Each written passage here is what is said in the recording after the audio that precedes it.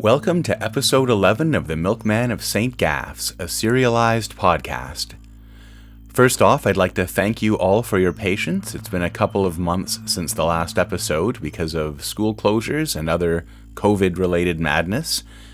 But we're back on schedule and you can expect new episodes every 2 weeks.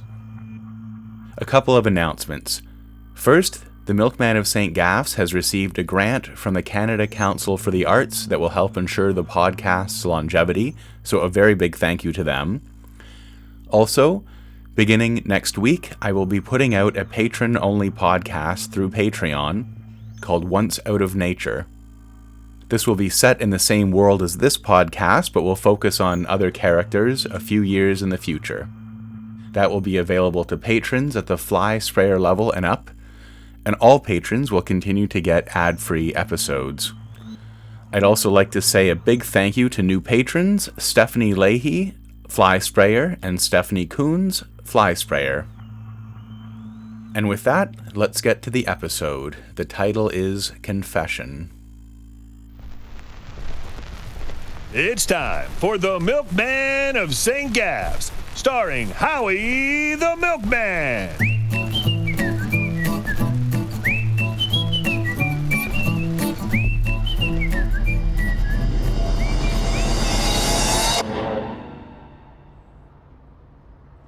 I opened my eyes. It was dark. It stank of fish and burnt wood. I heard whispers. Water. My eyes got used to the dark. I was in the hold of some rotting ship. Parts of it were blackened like there'd been a fire. A dim red light came in through a portal. I took a step. The floor was covered with something wet, chunky. It got a bit brighter inside, and I looked down. It was all guts from some large creature, piles of white fat. There were dead eyeballs about the size of my fist, scattered around, and they were all looking at me. I was frozen on the spot. It got brighter still. Figures in tattered, hooded robes were closing in all around me, speaking, but I couldn't understand what they were saying. A couple had lanterns. They were shuffling and moving closer. One with a lantern got really close. I was shaking. The hood slipped off the figure. A rotting cow's face grinning at me. I pushed it aside and ran through the slop to the ladder. I pulled myself up onto the deck. I was alone. The water was still, and there was a dense reddish fog all around. I felt someone watching me. I turned around. I couldn't make out what was there. Something huge looking down at me. Maybe a face examining me. I could see through the fog round, gold-rimmed spectacles. The image burned itself into my brain. And then I woke up in my bed. That was a couple of nights ago. I should have been sleeping, probably, but tomorrow is Sunday, and I'll sleep in if I can. It was around midnight. I was up on the roof of my building, looking out over the sea. Someone sometime had put an old couch up here. It was pretty shabby from sitting out in the rain and the mist. But I felt like a king up there, looking out over my domain. I'd never noticed how much faster the red moon was than the white one. There was a breeze here, but out at sea, the wind howled, and I was mesmerized by the whitecaps. I felt like I was the only person in the world here, like the stars were just there for me and no one else, like the moons were racing inside of me instead of way up there, like the waves were crashing somewhere in my chest. Something kept nagging at me in the back of my stomach. I wasn't quite sure what it was. But the weather was starting to get warmer. and I felt like it was the end of one thing and the beginning of another. Like I was about to strike out on a new direction and had important decisions to think about. I wished I had a pipe like Travis. I thought it would help me to be contemplative. I could almost smell smoke from his pipe. I went back with my mind over the past few months here on St. Gaff's, joining the milkmen, learning the ropes, and becoming a real professional. I thought about hearing Corwin's speeches for the first time, about my responsibility to the war effort, and about interrogating Travis, about Dr. Barrett trying to help me with my spells, and everything I'd seen beneath the sea and under the ground, about the dead birds I'd let loose on the town. I thought about Mr. Greenwood trying to fix the old radio. I still wish that I had one that worked. I remembered meeting Stormy and winning her heart. I thought about lying in her arms and the smell of blue powder. I replayed my daydreams in my mind, about driving through the hills and imagining having a ranch with Stormy one day, with frilly white things covering the windows, or maybe being a fisherman like Travis and watching the sunset over the sea with Stormy, just sitting quietly there. It felt like a future I might actually have. But still, that nagging feeling kept on. I couldn't push out the sound of Mr. Pyman moaning and banging his head against the pole he was tied to. I saw the police tossing his corpse into the harbor. I saw Billings dead on the ground with my personnel file. McMurdo lying in the doctor's house with tubes going down his throat. And then Florsham. I couldn't help but feel that somehow I was responsible for what happened to him. It was a week ago now that I'd found him, all torn apart by animals in the woods. I saw Stormy's confused face when I tried to explain why there was blood all over the rug, and why we didn't need to bring it back to town anymore. I'd been trying my hardest to swallow all those bad feelings, those scenes of death and blood and curdled milk, to push them out so I could just concentrate on the good things and the bright path that I hoped lay ahead. But I hated lying to Stormy, even if the lies were a matter of national security.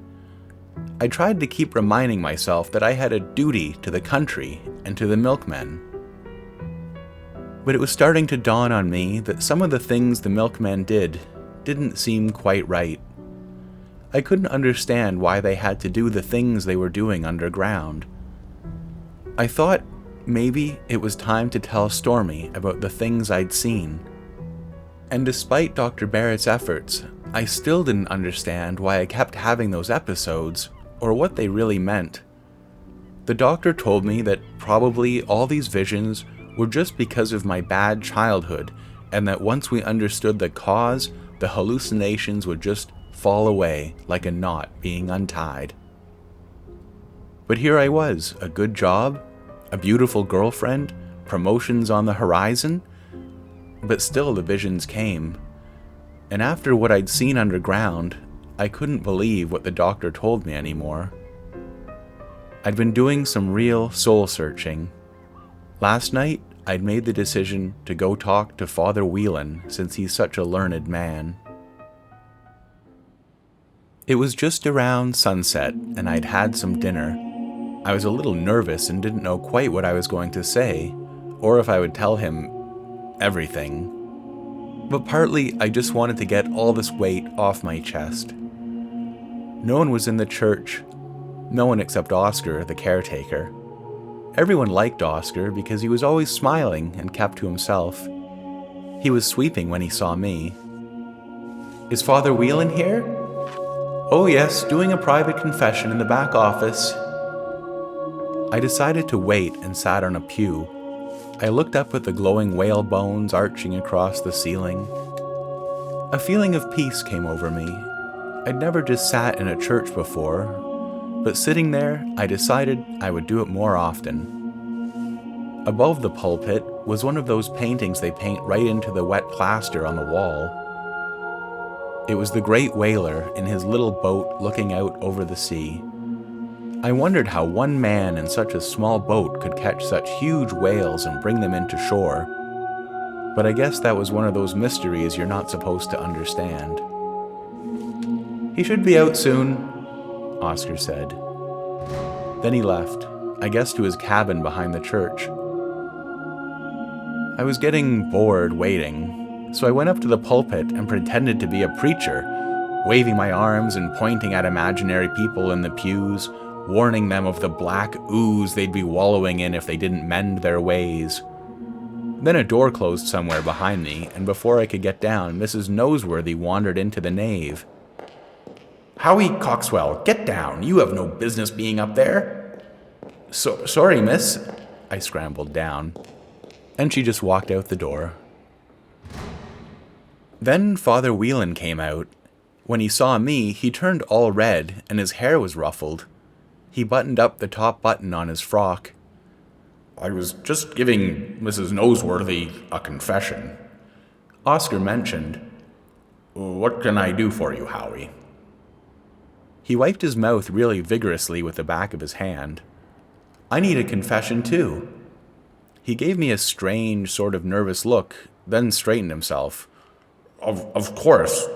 Why don't you go in and I'll be there in a moment." He pointed to a confessional off to the side. I went into one little room with a screen in it. A minute later, Father Whelan sat down on the other side. I could hear him unwrapping something, and the smell of shrimp wafted in. "I hope you don't mind. I haven't had any dinner yet. So what did you want to confess, my son?" "Well, Father, could I ask a question first? How did the whaler catch those huge whales in just that little boat?" "It's better to think of these things as allegories, Howie." "Allegories?" A lot of the stories in the great book are quite old. Older even than our religion. Over time, they were incorporated and amalgamated together into the text we have now." "You mean the great whaler didn't write the book?" "The latest scholarship, at least when I was at the seminary, which was quite a few years ago now, believes that there are several layers to the text, some older parts and some newer parts, and that they were brought together over quite a number of years by various editors." "But doesn't that mean that the great book isn't true?" No, Howie, my son. We believe that the text, the editors were inspired by the great whaler, that he guided them until they had the perfect text. A lot of work has gone into piecing together the history of the text. It's quite interesting, really. This was all very confusing to me, so I changed the subject.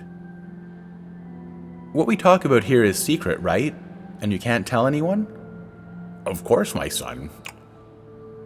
"Father, I believe that I've been having visions of the underworld, and I think I may have actually gone down there. Sometimes it seems like creatures follow me and make me do things, awful things." "Oh, what sort of things?" "It's like I'm sleepwalking. Have you spoken to Dr. Barrett about this? It sounds like you might have a medical condition."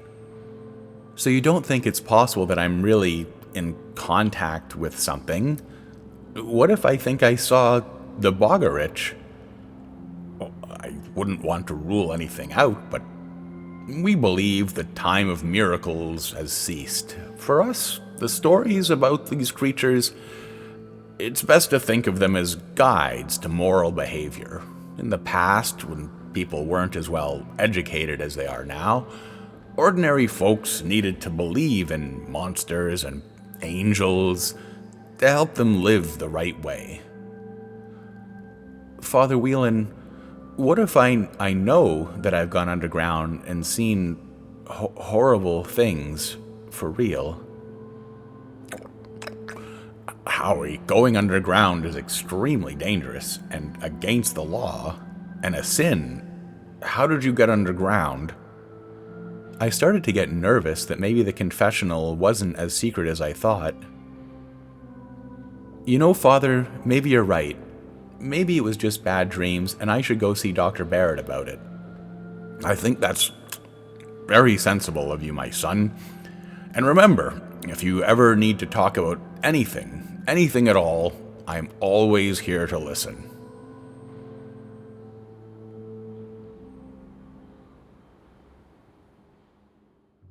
I was pretty disappointed. And it occurred to me that something fishy was going on between Father Whelan and Mrs. Noseworthy. And he's such a pillar of the community. And she's married too. But maybe my imagination was running wild again. Back on the roof, I looked out over the moored ships and the red stars and thought about the barely known lands on the other side of the ocean. I saw a mangy, wild dog strolling along the pier. He looked like he had holes in his skin, and I couldn't be sure I wasn't imagining things. But something about watching him as he stopped and scratched for fleas made me want more and more to run to Stormy and tell her everything. Then, the blood ran from my face as I realized with horror I'd told Travis I was going to meet him this morning before church, just at the crack of dawn out at his place. So I wouldn't be able to sleep in at all. It could only have been a bit past midnight, I hoped, and I could sleep a few hours at least. But I was feeling a lot better after deciding to spill the beans to Stormy.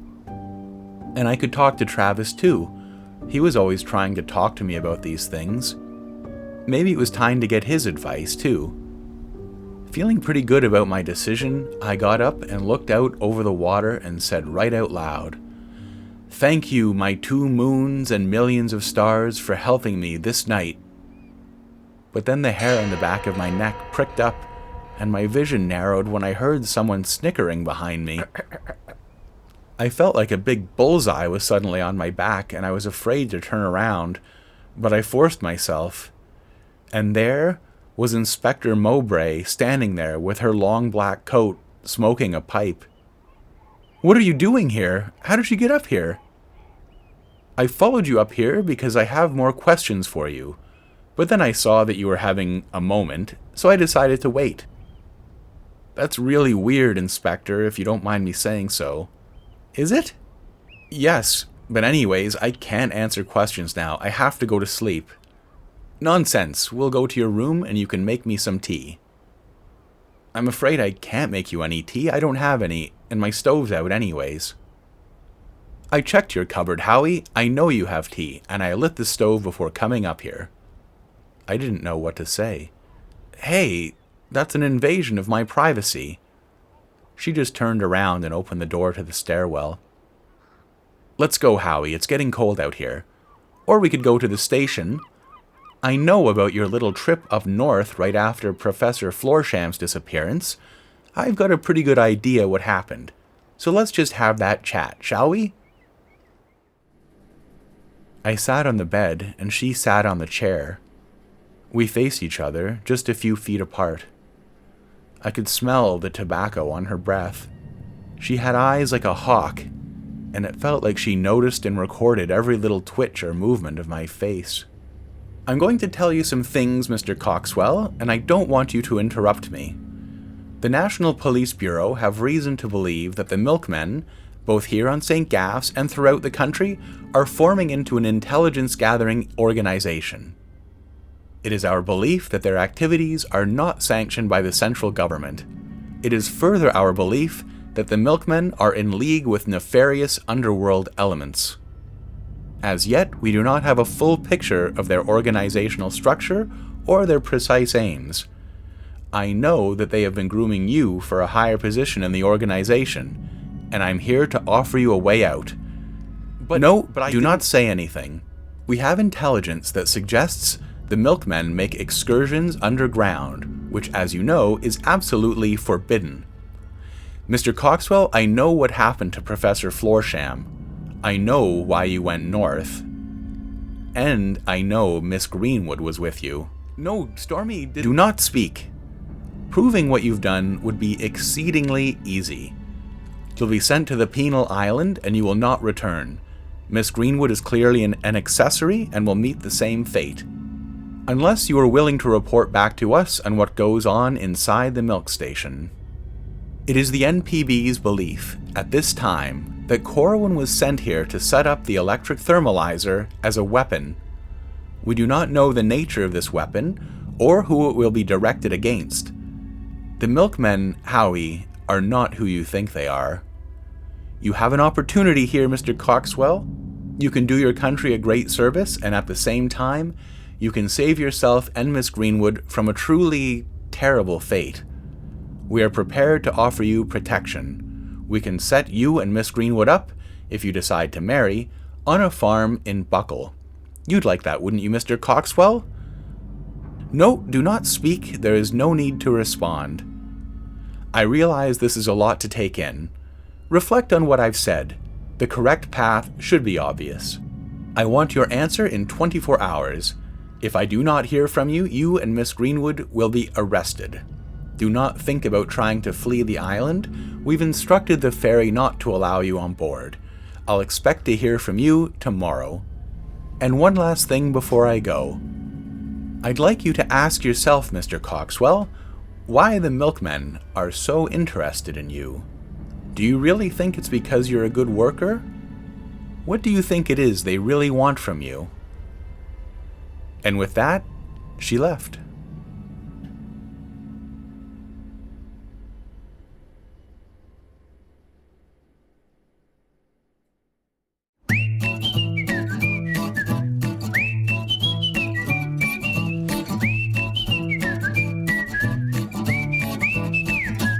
Thank you for listening.